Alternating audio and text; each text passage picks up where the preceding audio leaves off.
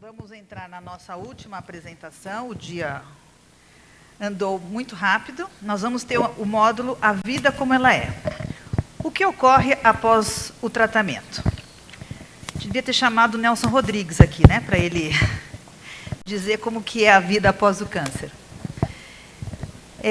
A primeira conferência, vamos chamar a nossa primeira conversa, né, que nós vamos ter sobre esse tema, com a doutora Luciana Landeiro, que é oncologista clínica, especialista em tumores ginecológicos e câncer de mama.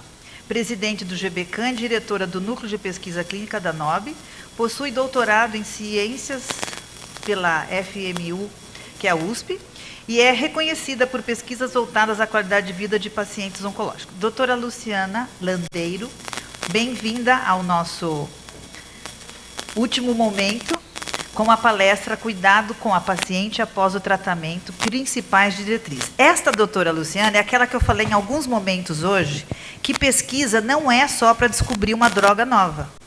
Que ela fez uma pesquisa, que naquele momento, como nós temos um comitê separado que avalia a pesquisa, ela foi a que ganhou aquele prêmio Renata Toma-Procyanoi, que eu falei para vocês, que veio de uma paciente que tinha a prótese de silicone, que era uma paciente que tinha queixa de ter um problema e nenhum médico diagnosticava como câncer, e ela participou de pesquisa, enfim. Toda a história vocês entram lá no site, vocês vão entender. E a doutora ganhou um prêmio porque ela desenvolveu um dispositivo onde a paciente segurava na mão o dispositivo, porque ao esquentar a mão, a paciente ficava na químio, não desistia da químio.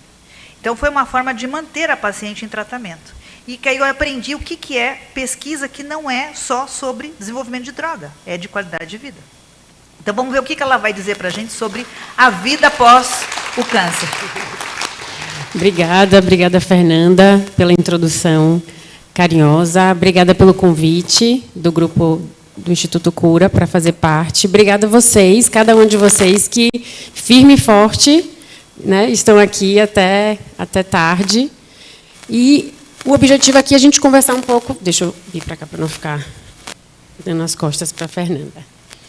O objetivo aqui é a gente falar um pouco sobre os cuidados com a paciente após o tratamento. Tá? Esses são os meus potenciais conflitos de interesse para essa apresentação. E eu começo falando que a vida após o câncer é parte essencial da jornada oncológica. Então, aqui vocês viram mais cedo sobre como fazer diagnóstico precoce, quais os subtipos de câncer de mama, percorreram, né, parte aí dessa jornada que a paciente enfrenta após o diagnóstico do câncer de mama, mas a gente precisa entender que a vida após o câncer e tudo que é impactado pelo diagnóstico e tratamento do câncer é igualmente importante, e a equipe multidisciplinar tem que endereçar também todas as necessidades que acontecem, né, que muitas vezes não são atendidas das pacientes e de seu entorno, de sua rede de apoio.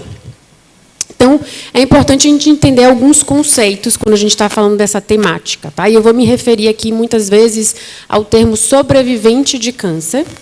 E aqui eu trago um conceito do Instituto de Câncer, do Instituto Nacional de Câncer americano, de que sobrevivente é todo indivíduo, a partir do momento do diagnóstico de câncer, ao longo da sua vida. Tá? Então, qualquer indivíduo que seja diagnosticado com câncer, ele vai ser denominado como um sobrevivente de câncer. O termo ele busca incluir qualquer indivíduo que tem um histórico de câncer, sem impor um rótulo, tá? Que precise necessariamente representar a forma como cada um se identifica. Então, pode ser que Dona Maria não se identifique, não reconheça o termo sobrevivente como representando, né, a sua trajetória. E está tudo bem, mas a ideia aqui, o conceito, é a gente agregar essa população, porque a gente está querendo olhar para essa população e para as necessidades muito únicas e específicas dessa população. Então, aqui a ideia é essa. Eu peço só desculpa pela desconfiguração, mas a jornada do indivíduo diagnosticado com câncer, e aqui a gente está falando de câncer de mama, ela começa no momento que essa mulher, esse indivíduo, faz um exame de rastreamento ou nota alguma alteração na mama. Nesse momento, ela vai buscar essa avaliação inicial para um rastreamento, seja para um rastreamento, né, com o intuito de um diagnóstico precoce, seja para investigação diagnóstica pela presença de um sintoma, de um nódulo, de uma retração da pele, enfim, um nódulo na mama, um nódulo na axila, e vai buscar, então, um radiologista ou um mastologista para esse diagnóstico. Então, uma vez que seja feita a biópsia, o patologista vai avaliar esse material e vai poder dizer se isso é um câncer ou não. Uma vez que a mulher, né, ou qualquer indivíduo com câncer seja diagnosticado com câncer, a partir desse momento a gente entende já esse indivíduo como um sobrevivente de câncer, né? Então, é aqui que a jornada começa. E aí, para paciente com câncer de mama em específico, a jornada pode, na sequência, ser acompanhada pelo cirurgião, né, pela cirurgia mastologista, ou começar com o oncologista quando o paciente tem indicação de neoadjuvância, que seria um tratamento antes da programação cirúrgica, tá? Um tratamento com quimioterapia ou com terapia endócrina. E, na sequência, quando a cirurgia é feita inicialmente, o oncologista e o radioterapeuta vão, então, de forma multidisciplinar, entender qual a indicação, seja de quimio ou de radioterapia, para essa paciente. Tá? E essa fase mais intensa do tratamento, ela está associada a toxicidades físicas, agudas e psicossociais. Tá? E, na sequência, essa mulher, esse indivíduo, ele pode cursar com toxicidades tardias e de longo prazo. E, muitas vezes, nesse momento, a mulher se sente perdida na sua jornada, né? Porque na fase mais intensa do tratamento, ela está vendo sua equipe multidisciplinar, o oncologista, a cada 2, 3 semanas, semanalmente. Acaba essa fase mais intensa, de repente, ela vai ter visitas a cada 3, 6 meses. Então, muitas vezes, ela se sente perdida e a gente precisa endereçar todas essas toxicidades tardias e de longo prazo que, muitas vezes, acompanham essas mulheres. Tá? Então, essa fase, essa etapa da jornada de sobrevivência ao câncer, ela é um estado de ser que inclui as perspectivas, necessidades, saúde e os desafios físicos, psicológicos, sociais, econômicos vivenciados por pessoas e cuidadores. Né? Então, aqui a gente inclui um conceito de que não é só o paciente, né? O nosso foco aqui de atenção e acolhimento. A gente inclui também a rede de apoio, a família, os cuidadores. Tá? E esse é um conceito também do NCI. Então, as fases da sobrevivência ao câncer, elas vão passar desde o momento inicial do diagnóstico, e muitas pacientes, tá, vão ser diagnosticadas aqui com doença numa fase inicial, e elas vão entrar em remissão após o tratamento inicial, e muitas vezes essas mulheres, esses indivíduos, vão ser tratados e vão permanecer livres da doença, né, vão entrar numa fase de remissão.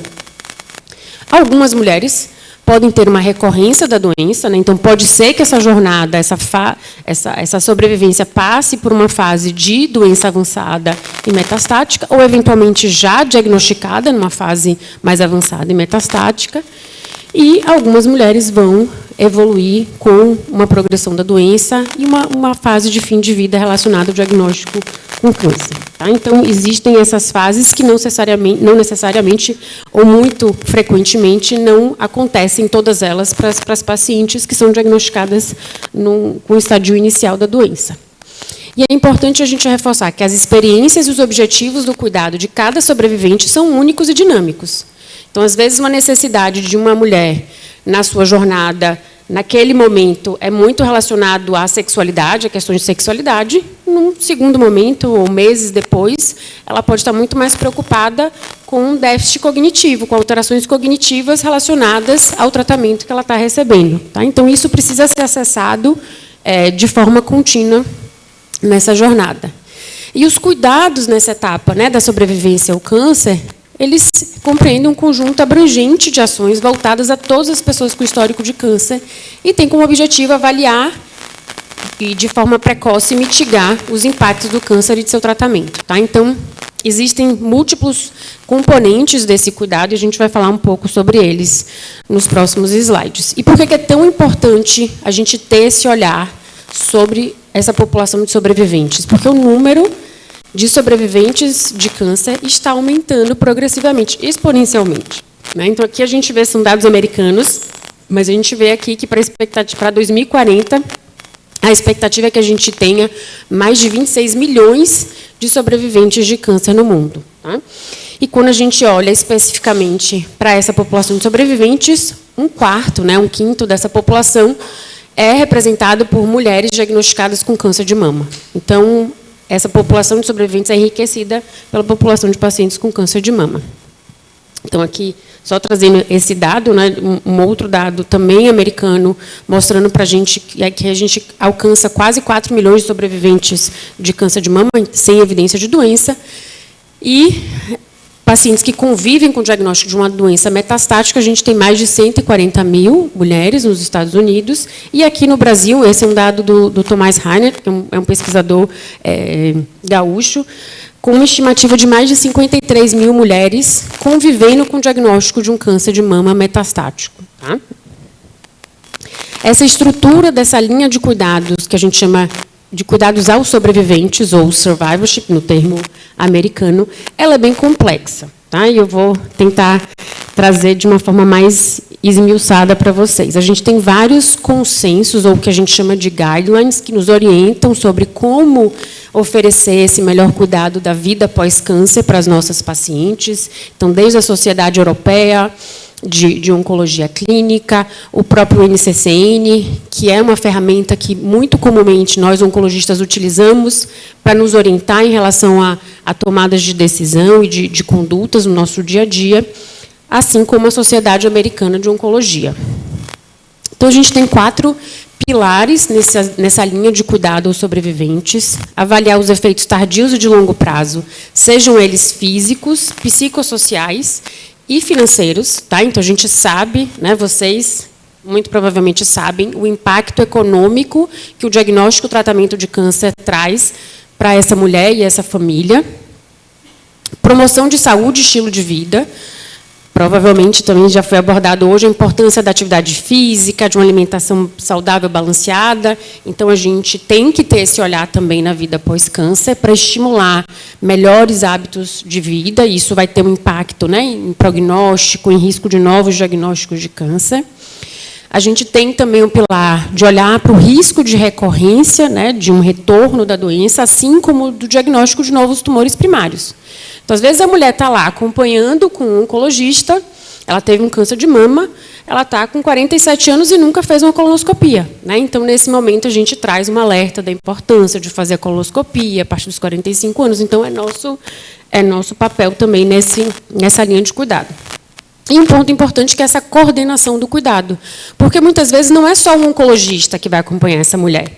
Ela tem um ginecologista, ela tem um endocrinologista, um cardiologista, e essa comunicação para que todos estejam na mesma página, né? Então, às vezes, tem um psiquiatra acompanhando por um quadro de depressão, ele precisa saber qual o tratamento que essa mulher está fazendo para o câncer de mama e quais as possíveis interações medicamentosas, né? Interações entre medicamentos do tratamento do câncer e de um antidepressivo, por exemplo. Então, é muito importante essa coordenação do cuidado entre profissionais e também entre paciente e profissional, para a gente ter certeza ou ter uma maior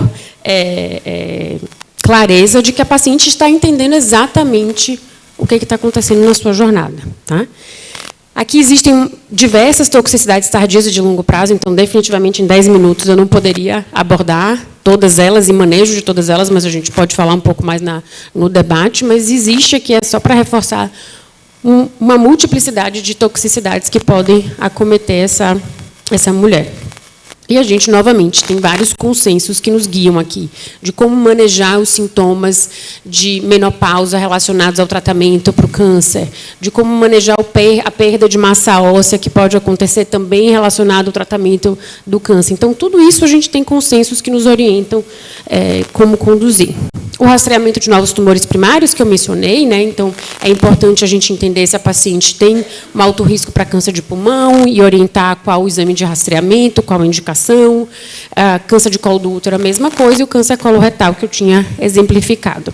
A promoção de saúde e bem-estar, que eu tinha comentado também, um ponto muito importante. Então, reforçar a importância das vacinas, né? Então, checar se a mulher já fez a vacina de herpes zoster, que está indicada a partir dos 50 anos, se ela já fez a da pneumonia, que está indicado depois dos 60. Então, isso também faz parte dessa linha de cuidado.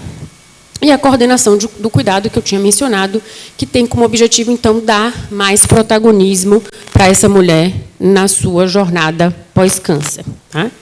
Aqui é só uma menção do consenso também da Sociedade Americana de Oncologia, em parceria com a Sociedade de Cuidados de Sintomas, incluindo, né, ou buscando chamar a atenção a importância de oferecer essa linha de cuidados a sobreviventes com diagnóstico de câncer de mama no cenário metastático também. Tá? Então, elas também precisam desse olhar mais integral no seu cuidado.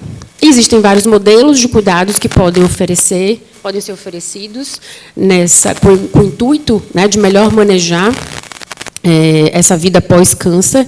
Existem modelos em que o médico continua sendo o protagonista junto à paciente. Existem modelos que a equipe de enfermagem assume mais essa liderança. Existem modelos que são compartilhados. Então, cada serviço de saúde vai precisar entender e construir o formato que faz mais sentido. A gente tem algumas barreiras para a implementação dos cuidados aos sobreviventes de câncer, né, nessa amplitude que eu mencionei. E aqui no Brasil, eu chamaria atenção, né, para o tempo, recursos e reembolso, né, quem que paga por esse olhar, né, por esse cuidado, essa consulta aí dedicada a um cuidado mais integral. A gente não tem nada no cenário SUS focado nisso. A dificuldade de coordenação entre as equipes.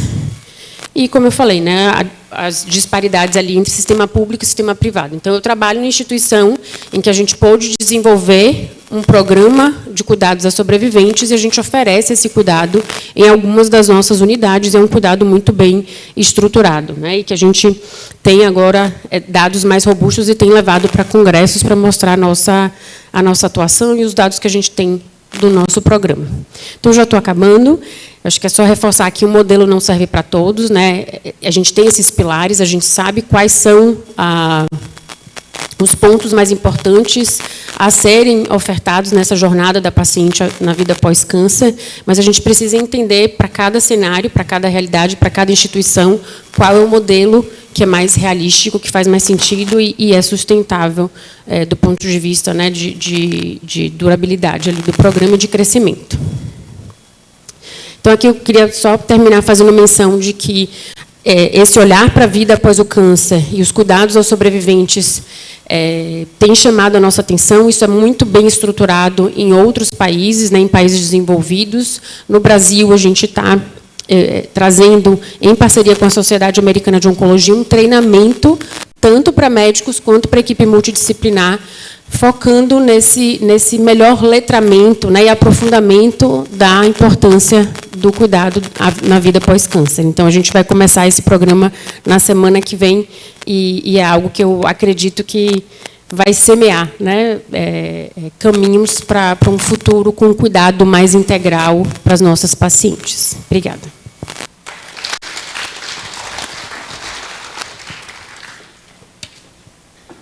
Seguindo, agora vamos chamar a doutora Aline Coelho Gonçalves, médica oncologista da Oncoclínicas, do Rio de Janeiro. Sua aula vai ser a vida com mais qualidade e principais estudos da ASCO. A ASCO é aquela American Society of Clinical Oncology que tem um congresso anual em Chicago. Boa tarde a todos. É um grande prazer estar aqui com vocês nesse finalzinho de tarde, para a gente falar sobre as principais novidades do maior congresso de oncologia que tem no mundo. Então, a ASCO ela acontece sempre em finalzinho de maio, começo de junho, e reúne muitos profissionais de uma maneira geral, óbvio que oncologistas, mastologistas, mas outros profissionais e também os pacientes. A ASCO é um lugar que abre espaço para advocacy e para paciente também participar, e isso é muito legal. E nos últimos tempos, a gente tem visto um crescimento importante dos trabalhos sobre esse tema na ASCO, e eu selecionei esse ano alguns para poder mostrar para vocês e para a gente discutir. E eu acho que vai gerar boa discussão os temas que eu trouxe para a gente, porque eles são coisas que a gente consegue colocar na prática no nosso dia a dia. Então, vamos lá. A ASCO acontece em Chicago. Então, assim, eu trouxe os meus 2 conflitos de interesse para vocês sobre essa apresentação, que eu amo Chicago e eu amo o meu trabalho, assim como a Luciana também. Então, eu acho que esse é um grande conflito de interesse. Eu quero ir todo ano para a ASCO. Vamos lá, pessoal. Então, assim, O estudo OASIS 4 foi um estudo muito importante, talvez, eu acho que o mais relevante por conta do seu desenho, é um estudo de fase 3, que é o melhor nível de evidência que a gente tem para poder colocar alguma conduta em prática. E ele foi apresentado esse ano na ASCO e trouxe uma nova esperança para a gente em relação ao cuidado com os fogachos.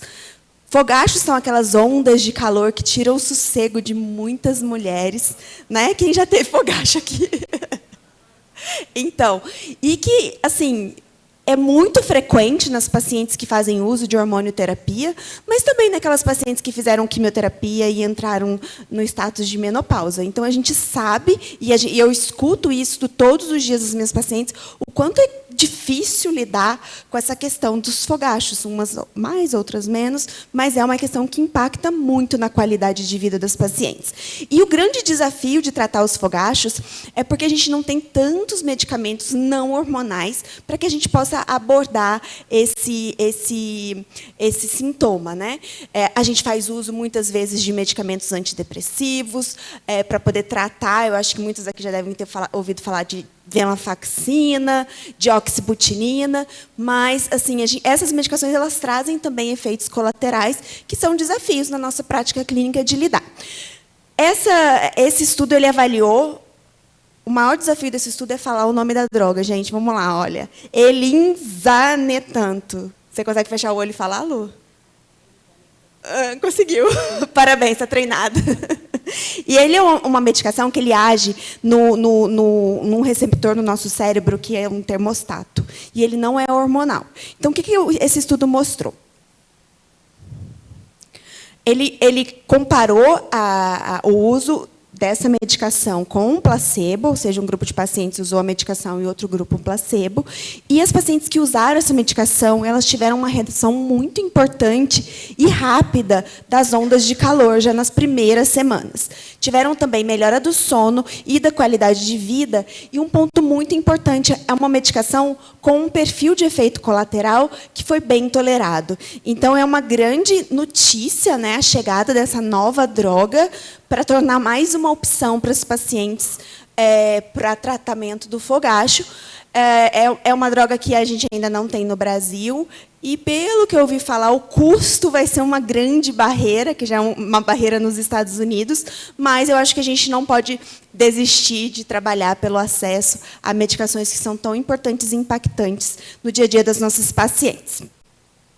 Limitação desse estudo, obviamente, tem algumas, né, poucas pacientes negras foram incluídas, então a gente não sabe se pode aplicar para todas, mas, assim, de uma maneira geral, foi um estudo bem desenhado e que a gente provavelmente vai colocar em prática se tiver acesso a essa medicação. Um outro estudo que foi apresentado em pôster, e é muito legal, inclusive amanhã eu vou dar uma aula sobre isso na outra sala, sobre a questão do uso de estrogênio vaginal para tratar os sintomas, que também acredito que muitos aqui já tiveram ou já ouviram falar, que são os sintomas vaginais, né? Ressecamento, dor na relação sexual, que são sintomas causados pela baixa do estrogênio, que é um hormônio da mulher, ali na região genital. E aí, o que esse estudo mostrou? Esse estudo é um estudo de banco de dados, tá? E avaliou mais de 18 mil pacientes. E esse banco de dados, eles pegaram essas mulheres, mais de 18 mil do banco de dados americano, e avaliaram as mulheres que tinham usado estrogênio vaginal tópico para poder tratar os sintomas de disfunção sexual. E aí, o que eles observaram? Que as pacientes que usaram o estrogênio vaginal, elas aumentaram a chance de sobrevivência. Então, olha só, uma medicação que é hormônio, né, quando feita local, avaliada, obviamente, estudos de banco de dados, retrospectivos, é uma questão que a gente tem que avaliar com muito cuidado, mas a gente vê que pode impactar em aumento de sobrevida dessas mulheres. E, muito provavelmente, porque essas pacientes que tratam os sintomas, os efeitos colaterais do medicamento hormonal, provavelmente, e é a primeira hipótese que me vem à cabeça, elas aderem mais ao tratamento, a gente tem menos desistência de tratamento, então, possivelmente, isso tem impacto, sim, no final das contas, na sobrevida das pacientes. Esse outro estudo também eu achei bem legal, porque a gente sabe, a Luciana colocou para a gente, que a parte psicológica é uma questão muito importante que a gente tem que avaliar nas pacientes que estão nessa fase após o tratamento ou durante o tratamento da hormonioterapia. E esse estudo ele foi muito interessante, que ele avaliou uma técnica de psicoterapia, mas onde os pacientes eles seguiam um roteirinho para aprender a desenvolver habilidades de resolver problemas. Então, assim, a gente muito ouve falar que a gente tem que desenvolver algumas soft skills, a gente tem que, né, autoconhecimento. Então, assim, eles aplicaram uma metodologia diferente que levava o paciente a aprender a resolver os seus próprios problemas e compararam esse tipo de terapia à terapia convencional. E aí, o que eles mostraram para a gente? Que as pacientes, né, então, que a intervenção eram essas 6 sessões desse ensinamento, era como se você fosse treinado para aprender a lidar com os seus problemas, versus o controle psicológico usual. E eles quiseram comparar e ver se essas pacientes tinham diferença em relação a esses 2 métodos em melhora de depressão, ansiedade e qualidade de vida, e o estudo conseguiu mostrar isso, que treinando as habilidades de como lidar com os problemas, usando esse passo a passo, sim, é capaz de impactar positivamente na diminuição desses desfechos que também tanto atrapalham a qualidade de vida dos pacientes.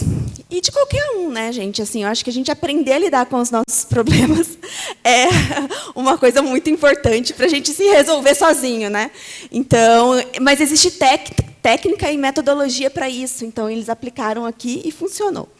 Um outro estudo também muito legal, eles avaliaram se a musicoterapia, que também é uma técnica, né, assim, foi feita com terapeuta, então não é botar uma música ali e escutar, não é isso. Então, existe técnica de musicoterapia, e neste estudo, que chama Melody, eles avaliaram, eles compararam a terapia cognitiva habitual, psicoterapia, versus a musicoterapia feita por musicistas habilitados para essa técnica. E o que eles viram? Que a musicoterapia ela não é inferior à psicoterapia habitual. E isso abre uma brecha muito legal para a gente colocar em prática esse tipo de método, porque muitas vezes a gente consegue aplicar essas técnicas olhando vídeo no YouTube, aprendendo. Então, assim, muitos pacientes não conseguem custear uma psicoterapia. Enfim, a gente sabe que tem várias barreiras, até mesmo profissionais. Então, a musicoterapia ela foi vista nesse estudo que ela não é inferior à psicoterapia. Então, é mais uma alternativa para que a gente possa mostrar para os nossos pacientes que é possível melhorar a qualidade de vida.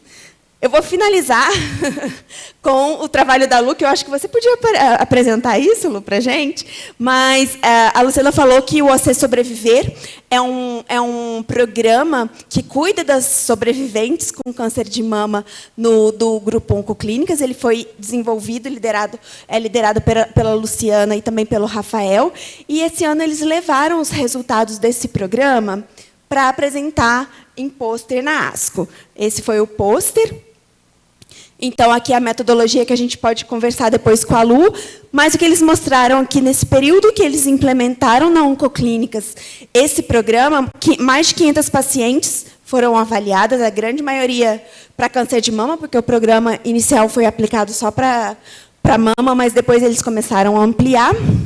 E a conclusão é que, desses dados apresentados na ASCO, né, sobre o Você Sobreviver, é que é viável, é factível e que isso impacta na qualidade de vida das pacientes sobreviventes de câncer de mama. Então, assim, é muito mais você pegar uma pessoa, coordenar o cuidado, botar em prática tentar vencer as barreiras, as dificuldades do dia a dia, e sim, é possível de implementar.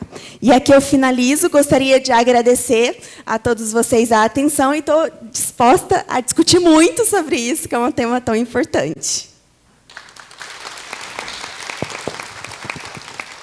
Vou chamar nossas debatedoras, doutora Alessandra Morelli, médica oncologista, doutora em clínica médica pela PUC de Rio Grande do Sul e CEO e cofundadora da startup Tumi, e chair do LACOG Digital.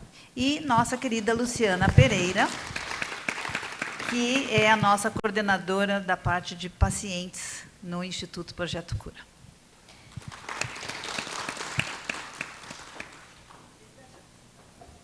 Oi. Tá. Bom, muito obrigada pelo convite. Eu acho que essas duas aulas já nos deram uma introdução maravilhosa sobre o quanto esse tema é rico e o quanto a gente tem ainda a aprender e desenvolver técnicas novas para melhorar a qualidade de vida, a jornada das nossas pacientes durante e após o tratamento do câncer. E enquanto vocês falavam, eu lembrava de várias pacientes minhas, assim, que nas últimas semanas eu vi e o quanto cada um desses itens tem um impacto na vida de uma mulher que é gigante, não é? E aí eu vejo assim, eu acho que uma das maiores dificuldades que eu tenho na minha prática diária é o seguinte: quando a gente oferece uma implementação de uma, por exemplo, de uma musicoterapia, muitas vezes, e vocês devem saber muito disso, a paciente está envolta de uma quantidade de situações familiares, de emprego, questão do tratamento, de acesso financeiro, que ela não consegue se dar o direito de parar um pouquinho e dizer assim, eu vou conseguir me cuidar melhor escutando uma música que eu adoro no YouTube para me sentir. Esse gatilho para o autocuidado, eu acho que é desafiador. Não sei como é que vocês veem isso no dia a dia. É sempre importante a gente lembrar que, qualquer situação de estresse, primeiro a gente tem que botar a máscara de oxigênio na gente, para depois a gente ajudar a outra pessoa. Então, eu converso muito isso com as minhas pacientes. E é muito desafiador isso, né, entender, e muitos precisam, às vezes, de sustinhos na vida mesmo, para poder entender que precisa ter um olhar para si próprio. Eu estava conversando com uma paciente essa semana, e eu até fiz um post no Instagram sobre isso, assim, a importância, no caso dela, de se cuidar melhor, foi ela aprender a dizer não. Porque assim, é tão desafiador isso que a gente, ainda mais as mulheres que assumem todas as funções e a gente não quer delegar nada para ninguém, a gente acaba não conseguindo dizer não para as coisas. Então, eu acho que todos os pontos são super importantes e críticos a serem trabalhados, mas o mais importante, o pilar de tudo, é o entendimento de que você precisa primeiro cuidar de você para que você possa dar o seu melhor para as outras pessoas. Então, quando a gente consegue fazer o paciente entender isso, acho que as coisas fluem melhor. Mas é muita informação, é muita emoção junto para a gente, né, colocar isso na mesa e fazer com que vocês entendam. Mas acho que a gente não pode desistir. É um trabalho de formiguinha. Sem dúvida. Eu acho que a gente precisa melhorar a comunicação, né? Médico-paciente, e nós, médicos, temos que conscientemente refletir sobre isso, como otimizar essa comunicação. E os pacientes, muitas vezes, têm que trabalhar também como conseguir comunicar exatamente o que está sentindo, né? Qual é a sua prioridade, porque a gente só vai saber qual é a sua prioridade, qual a sua maior necessidade não atendida, qual é o ponto ali que está crítico na sua vida, se você falar, né? Então, muitas vezes, o médico precisa abrir essa porta, né, e vir do lado médico, mas pode vir também do lado do paciente. Então, eu acho que oportunizar, deixar claro que o tratamento pode trazer tantos sintomas, tanto do ponto de vista físico quanto psicossocial, para que a paciente se sinta confortável e entenda que aquilo não é só com ela, né? Essa questão da sexualidade, de disfunção sexual ou dos fogachos, né, que todo mundo levantou a mão ali. Não é só com você, né? É com muita gente, ou com quase todo mundo. Então, eu acho que abrir essa porta faz com que um caminho para melhora. E, a partir dessa escuta, você consegue entender o que é possível para aquela paciente. Porque, às vezes, a gente tem essas diversas estratégias, né? A Aline mostrou algumas. Musicoterapia e tantas outras estratégias e ferramentas, mas só vai ser efetiva para aquela mulher se ela estiver aberta para isso, né? E a gente precisa entender, então, qual é a demanda maior naquele momento, que, como eu falei, pode ser algo fluido, né, ao longo do tempo. Então, uma prioridade que hoje, em agosto, né, se impõe, talvez daqui a 7, 8 meses já não se imponha mais, porque a gente conseguiu manejar, mas outra questão vai surgir, e a gente precisa dessa comunicação sempre aberta para que a gente possa intervir da forma mais precoce, para que isso não impacte de forma tão significativa a qualidade de vida de vocês. Então, acho que talvez deixar essa mensagem assim, de que a gente precisa melhorar, muitas vezes, né, e deixar esses espaços abertos, e também que vocês, estimular que vocês falem mesmo o que é importante para vocês, qual que é a prioridade de vocês, o que é que está impactando mais a vida de vocês, para que a gente possa construir juntas caminhos. Exato. Mas é certo, Lu, que no nosso dia a dia, na rotina do nosso consultório, muitas vezes, quando um paciente vem em consulta com um oncologista, a gente acaba se apegando muito mais e jogando o foco da atenção. Se meu exame está bom, se meu PET está zerado, se eu não tenho... E acaba deixando de lado a importância da comunicação e do cuidado para explorar mais essa área. E aí, nesse ponto, que eu acho que é a importância de programas como o Você Sobreviver, porque você tem um profissional, o paciente vai na consulta para tratar focado desses nisso, assuntos. Né? A gente não vai falar de exames, porque muitas vezes os exames viram o protagonista ali da consulta e está tudo bem, né? Mas no programa, no programa a gente tem uma triagem para reconhecimento de quais são as necessidades não atendidas daquele momento, porque tem uma diversidade, né? Então pode ser questão relacionada ao trabalho, sexualidade. Enfim, podem ter diversas queixas ali, questões de alteração, oscilação de humor.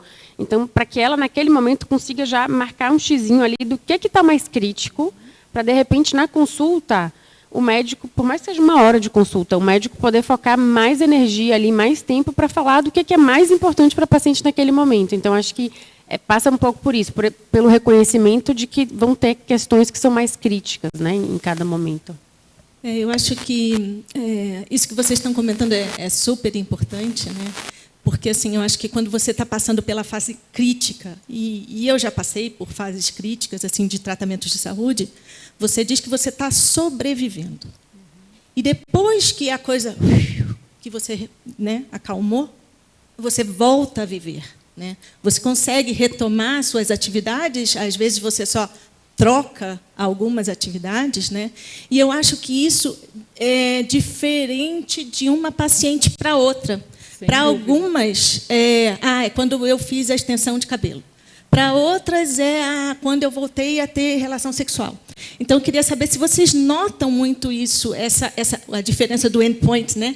De uma paciente para outra. E, às vezes, para uma quando eu acabei a quimioterapia. Né? Então, se vocês notam isso no consultório, no relato das pacientes? Sem dúvida. Nessa linha, que tem as pacientes metastáticas, que não tem essa passagem, né? Já estou curada, ou agora estou sem câncer, né? Fica na espera.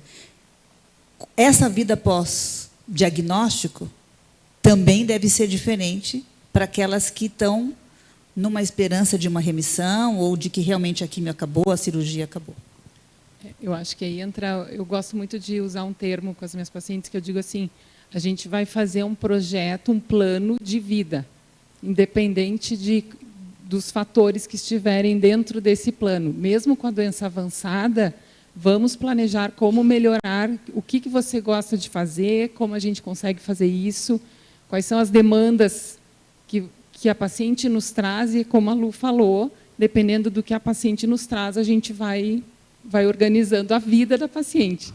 Então, porque muitas vezes, nesse processo de doença mais avançada, as demandas da jornada de exames, de tratamento, elas elas tomam conta da paciente e mentalmente a paciente só pensa na doença. Então, é um exercício que não é fácil, obviamente, tu conseguir sair daquele ponto de só pensar na doença e pensar na sua vida naquele momento. Não sei se vocês Mas vivem existe isso. uma virada de chave, assim, porque a paciente metastática, primeiro que o impacto diagnóstico é enorme, né? A questão da gente não poder falar sobre o tratamento curativo é outra questão.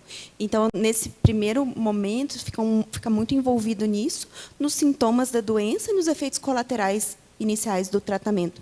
Mas chega um certo momento que a doença começa a responder ao tratamento, e a paciente está tolerando bem, fez ajuste de dose, e que a gente passa por uma fase de manutenção, e é nessa fase que a gente tem que, a gente oncologista, né, virar o botãozinho na cabeça e entender que aquela fase de manutenção, a paciente já está pronta para ela voltar para a vida dela, dentro dos limites que é permitido e que é possível, né? Mas que sim, dá para você ter qualidade de vida sendo uma paciente metastática. Hoje em dia, a gente tem tratamentos que essas pacientes vivem durante muitos e muitos anos e é possível, sim, garantir trabalho, diversão, vida familiar. Só que a gente precisa virar esse botãozinho aí, esse momento, porque o começo é muito conturbado. Boa tarde, doutoras. Uma pergunta e também uma afirmação, né? Porque muitas das mulheres que estão fazendo bloqueios hormonais chegam para fazer essa avaliação que as senhoras falaram, ainda tem um tabu de falar sobre a libido. Elas não falam, ninguém fala. E se a médica que está atendendo, o médico que está atendendo, não, né, falar para ela, tem tal tratamento, tu pode optar por isso, ela vai ficar quieta. Né? Temos que falar sobre isso. E eu também quero saber o que tem hoje para quem está fazendo bloqueio hormonal para melhorar isso. Porque, olha, eu não sei para todas.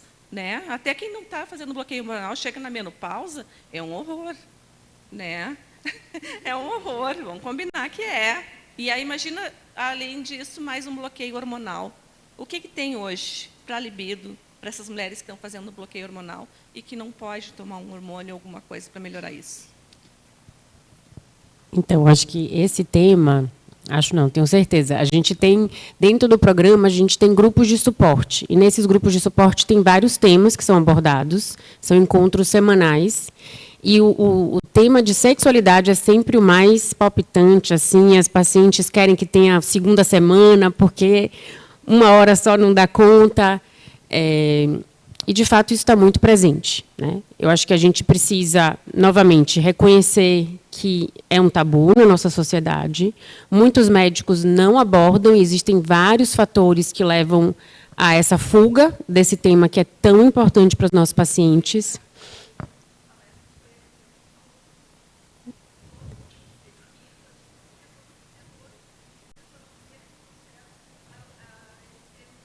Não, a gente reconhece que isso é essencial. Então, existem vários fatores. É o fator de não sei como perguntar à paciente sobre isso. Ou não me sinto habilitada a falar sobre o tema porque não sou especialista. Ou não vou ter uma fórmula mágica para dar para essa paciente, então não vou nem perguntar. É um sintoma que não é tão simples de manejar. Então, não é dar um comprimido apenas em geral, entende? É algo que é mais complexo. É multifatorial, na verdade. A paciente tem uma doença avançada, eu acho que parto do pressuposto que ela não está interessada nisso, que o foco dela é outro. Então, são várias barreiras que levam os profissionais de saúde, em geral, não abordarem. Mas a gente precisa melhorar. Então, é a partir da escuta de vocês, né, e de quanto isso é importante para vocês, que a gente tem que se reposicionar e a gente precisa, quem não está atualizado, correr atrás de informação para que a gente possa ter conversas francas, né, e corajosas e falar sobre esses assuntos que não devem ser tabu.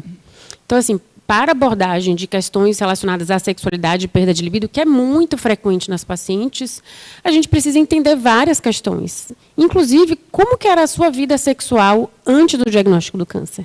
Porque, muitas vezes, a gente percebe que a vida sexual dessa mulher já não era uma vida sexual tão ativa, entende? Então, assim, qual que era a frequência, né, de relação?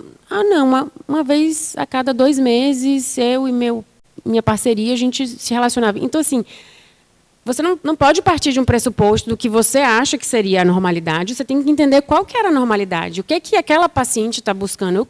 Eu quero, para mim, o normal é que eu tenha uma relação a cada 2 meses. Então, assim, como que a gente vai construir para que isso volte? Né? Se isso era satisfatório para você lá atrás. Então, a gente, novamente, cada paciente é única, e eu acho que trazendo sua pergunta, Luciana, cada paciente é única em todos os aspectos, né? Em como ela lidou com o diagnóstico do câncer, das toxicidades do tratamento, da questão de disfunção sexual. Então, muitas vezes a gente acaba encaminhando para a sexóloga, existe, né, uma profissional que se dedica a estudar e apoiar, né, nas melhorias na vida sexual dos pacientes.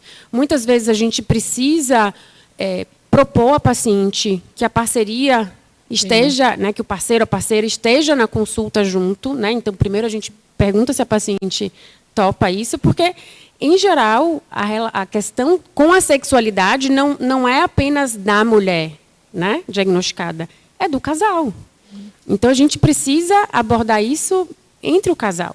Então, essa é uma questão também importante. E aí, entender se a questão da sexualidade está associada ao ressecamento vaginal, e aí a Aline trouxe aqui a possibilidade, né, a gente tem um sequenciamento, usar hidratante vaginal para hidratação, eventualmente fazer fisioterapia pélvica, que pode fazer uma diferença enorme na vida dessas pacientes que têm dor, desconforto, né? Então, se ela está sentindo dor, desconforto, você vai falar, olha, realmente agora talvez não seja a hora de uma atividade sexual com penetração, né? Vamos pensar em outras atividades e vamos tentar cuidar dessa pelve para que você não sinta dor.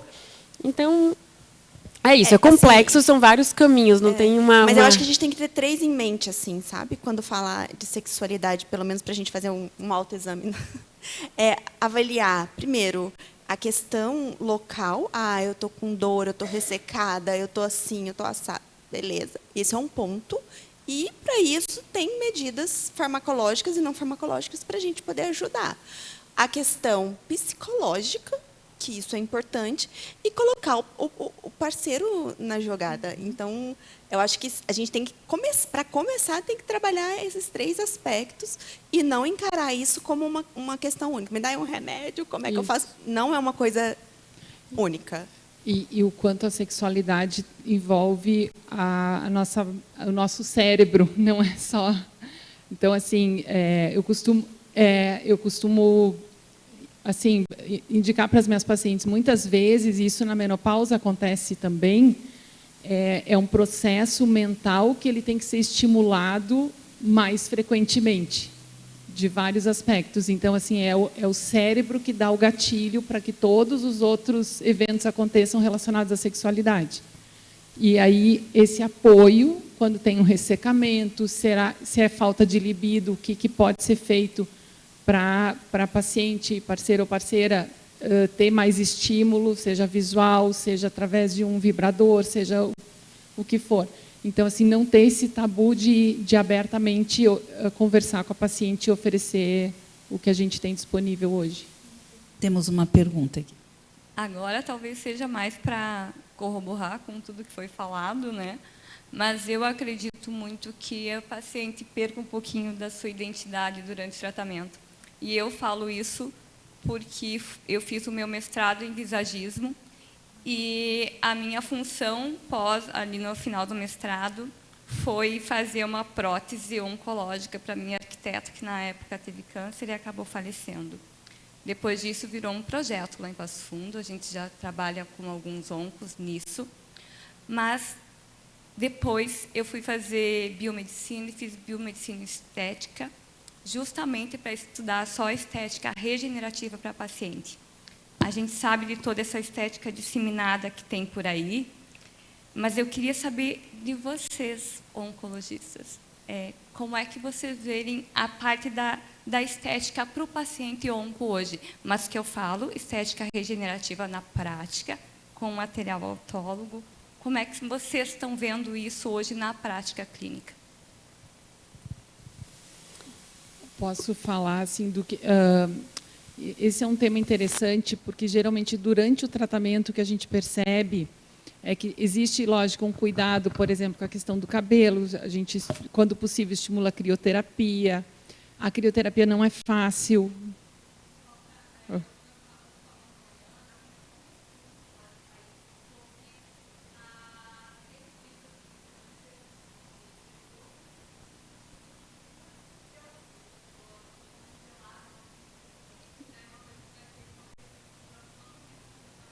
Sem dúvida, sem dúvida. Então, cada paciente também tem já o seu jeito de ser antes, e aí tem a transformação durante o tratamento, e o que eu noto é que geralmente tem um momento durante o tratamento que é desafiador, porque envolve os outros sintomas da doença. Então, assim, a pessoa está um pouco mais nauseada, não tem disposição, fadiga. A última coisa que ela pensa é em colocar um batom, não é em se cuidar visualmente. Mas, na medida do possível, a gente estimula para que elas se cuidem. Eu brinco, às vezes, quando a paciente chega com um batom no consultório, eu digo, ai, adorei o teu batom, sabe? Mas é importante ter esse cuidado também na equipe para que a gente possa ajudar as pacientes nesse aspecto. Não sei o que vocês... Queria comentar uma coisa uma coisa que eu senti falta na nossa área multi, né? Uma, não, duas, três coisas. Foi a sexualidade, espiritualidade e o lado psicológico, né? Mas ver como as coisas vão meio que, né, trazendo que nesse nosso encerramento do Vida Após Câncer, o que está vindo são justamente esses pontos, né? E como somos seres sociais e também biológicos, né? Então, claro que a sexualidade é uma coisa que tinha que aparecer, né? Faz parte da nossa vida, não só reprodutiva, mas também social, em outras dimensões. Então, tem uma pergunta meio banal do público leigo, né? Os tratamentos estrógenos locais, vaginais, né? Eles vieram por conta das mulheres tratadas pelo câncer, ou veio pela menopausa, e que isso depois foi levado para as mulheres com câncer? O tratamento, o uso de estrogênio local, tanto que os grandes estudos a gente avalia banco de dados de população que depois teve câncer de mama e foi avaliando. Aí, com o passar do tempo, a gente, justamente para garantir essa questão de qualidade de vida dos pacientes, foram surgindo análises em banco de dados de pacientes com câncer de mama e que usavam o estrogênio vaginal para poder avaliar sintomas, sejam da menopausa ou seja causados por hormonioterapia, porque não são somente os pacientes que estão em hormonioterapia que têm esses sintomas, né? Então, é um endpoint que a gente tem que procurar em todas as mulheres, de uma maneira geral, a partir de uma certa idade, ou as que estão fazendo uso de hormonioterapia. Mas a gente não tem estudos randomizados, prospectivos, avaliando pacientes com câncer de mama, um grupo fazendo estrogênio, outro não. A gente acaba que tem muitos dados retrospectivos, grandes números de estudos e de pacientes avaliadas, mas retrospectivamente tem meta-análise e revisões sistemáticas para isso. Mas a gente não tem dados prospectivos que validem isso. E é um grande tabu, assim, muitos médicos, muitos pacientes têm muito medo, mas existem estudos, pessoal, de biodisponibilidade. O que é isso, né? As pacientes fazem o uso do estrogênio local na vagina, e aí esses estudos avaliam a corrente sanguínea, fazem o exame de sangue e vê se aquele uso local foi capaz de transportar, de levar aquele estrogênio para a corrente sanguínea. E a gente vê que isso não acontece. Alguns estudos mostram que existe uma pequena elevação do estradiol nas primeiras semanas, mas depois isso não tem impacto e não se mantém. Então, o uso de estrogênio vaginal em baixas doses, ele é seguro para essas mulheres que têm a síndrome geniturinária da menopausa. Então, é uma medida que faz muita diferença na vida dos pacientes no dia a dia, especialmente daquelas que não respondem a medidas não hormonais de condução desses sintomas. E pensando no nosso tema de uma palestra antes do Multi, que era o aumento da incidência de câncer em mulheres jovens, né? Aquela que ainda não chegou nem a ter os seus filhos, ela já estão sendo amputadas de várias fases da vida, né? Fernanda, tem uma questão também muito importante. Assim, esse dia eu estava conversando com uma ginecologista e ela falou assim, Aline, vagina é músculo, você não vai na academia, você tem que malhar lá embaixo também, ué, por quê? E faz todo sentido, porque a fisioterapia pélvica, ela ajuda demais, gente, porque se vocês forem pensar que todo o nosso assoalho pélvico é músculo, a gente precisa fazer atividade física para essa musculatura, e dessa maneira a gente aumenta a circulação colateral, ajuda na lubrificação. Então, a atividade física para as partes baixas faz parte do cuidado e deve ser estimulada. Existem vários protocolos, até tem podcast, vídeo no YouTube, que ensina a gente a fazer, e é uma coisa que a gente consegue fazer sozinho. Sim. Né? Vamos juntar, assim, para encerrar, aquela sua sugestão do estudo da musicoterapia, da música ajuda, né? Então, a gente pode pôr a música alta, limpar a casa e já fazer o exercício, que já contribui com muita coisa. Gente, acho que as nossas energias já estão, as pilhas já estão acabando, né? E, em primeiro lugar, agradecer aqui a presença desse timaço, né, para a gente encerrar o nosso dia de Cura Talks aqui no teatro, que para nós foi assim uma grande realização. A gente vai construindo coisas, né? Então a gente pode fazer a música pode ser uma forma da vida após o câncer, após a morte. E também pode fundar uma ONG, né? Cadê as meninas aí das ONG? A gente pode fundar uma ONG também após o câncer. Você sabe que a doutora né? Alessandra confessou que ela tem uma banda de música. E na festa ela vai cantar, e a gente tem embasamento científico que isso melhora a qualidade de vida. Olha, eu sugiro que no ano que vem a gente faça uma festa do cura. Olha, com as pacientes. Tá lançado, musicoterapia. Tá aceito lançado, o presente. Está lançado a ideia. Acho que a gente deve estar fazendo 10 anos. Eu tenho dúvida se esse ano ou ano que vem, mas acho que vai ser ano que vem. Então, doutora Alessandra, doutora Aline, doutora Luciana e minha amiga Lu, muito obrigado e vamos para o encerramento. Ok? Vamos lembrar que a gente tem que linkar tudo isso que a gente escutou hoje com pesquisa, tá? Que tudo isso que a gente falou hoje, do que já sabemos, se não tivesse a pesquisa, a gente não saberia, né? Então, quero chamar aqui o doutor Carlos Bairros, que é um dos fundadores do evento Mama Gramado, que está acontecendo paralelo ao nosso evento, e que nos concedeu aqui o momento para a gente estar junto, falando com profissionais e com pacientes. Então, eu vou dar minhas considerações finais e o senhor faz o encerramento. Perfeito? Então, quero agradecer a participação de todos. Quero também registrar a nossa gratidão pelas instituições FEMAMA, Instituto Camaleão, equipe AUAP Dragon Bolt. Acertei agora? Ao GBCAM, ao LACOG, bem como apoio à Comissão do Câncer de Mama Gramado, aqui representada pelo Dr. Bairros, que essa parceria sempre nos fortalece. Agradecer de forma especial aos nossos patrocinadores da IXI, que estiveram aqui, Gilead, e ao nosso patrocínio Master, a Roche. Todos vocês, né, nos ajudam a cumprir a nossa missão. Nossa gratidão também para todos os nossos mediadores, debatedores e palestrantes. E, para ampliar esse alcance dessas nossas discussões, informamos, que eu já falei, né, esse evento hoje está sendo gravado e a gente vai pôr no nosso YouTube. E... Tá acabando. Acompanhe os nossos próximos eventos. Cadê o slide dos próximos eventos? Então, vou falando aqui. Nós vamos ter TJCC, dia 17 de setembro.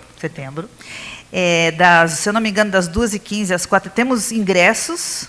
O tema do nosso TJCC é do cuidado à parceria, conectando pacientes e pesquisas. Então, nos procurem e a gente consegue inscrição. Precisamos ter sala cheia, que nem hoje. E SBOC em novembro, 7/11, com o tema Pesquisa Sustentável, Desfechos que Interessam aos Pacientes. E um evento de Cura Talks para a área do gênito urinário, ou seja, é esse tema de hoje, só que para os homens. O homem precisa cuidar da saúde também. Sigo nossas redes sociais também, aqui estão os eventos. E, como eu disse, o dia inteiro, Nós aqui não estamos falando só de doença, de tumor, estamos falando de ser humano. O ser humano, ele é complexo, ele é cultural, cada ser humano traz consigo a sua história, né? Então, por isso que a gente precisa de muitos profissionais envolvidos, muitos amigos envolvidos, a família envolvida e envolvendo a sociedade para nos ajudar. Dr. Barros, a palavra é sua e muito obrigado. Obrigado, Fernanda. Eu quero primeiro me desculpar, não tive tempo pelas outras atividades de participar, mas tenho ouvido que as atividades foram muito bem conduzidas e com participação muito ativa de uma série de palestrantes e do público também, né? Espero que vocês tenham gostado, né? E quero muito em particular, né, usando o nome da Fernanda e em nome dela toda a estrutura, né, do Cura, parabenizar por tudo que está sendo feito, né? Eu acho que quando a gente idealizou, né, este projeto, que não era projeto Cura naquela época, nem nome tinha naquela época, né, Fernanda? Né? A gente tinha um objetivo muito simples. Né? Eu sempre fui apaixonado pelo desenvolvimento de pesquisa clínica, né, que é algo que eu vejo como uma atividade absolutamente virtuosa. Todas as pessoas que participam das atividades de pesquisa clínica têm um benefício de participar. E certamente a associação da Fernanda conosco na área de câncer, tentando integrar, né, pessoas dentro do Brasil com pessoas de fora do Brasil, certamente tem sido um sucesso absoluto, um sucesso difícil, né? Um caminho árduo, com muitas barreiras, né? Que não todas estão superadas ainda, né? Mas vão continuar surgindo outras barreiras, mas tem se conseguido coisas absolutamente impensáveis na época com que a gente começou.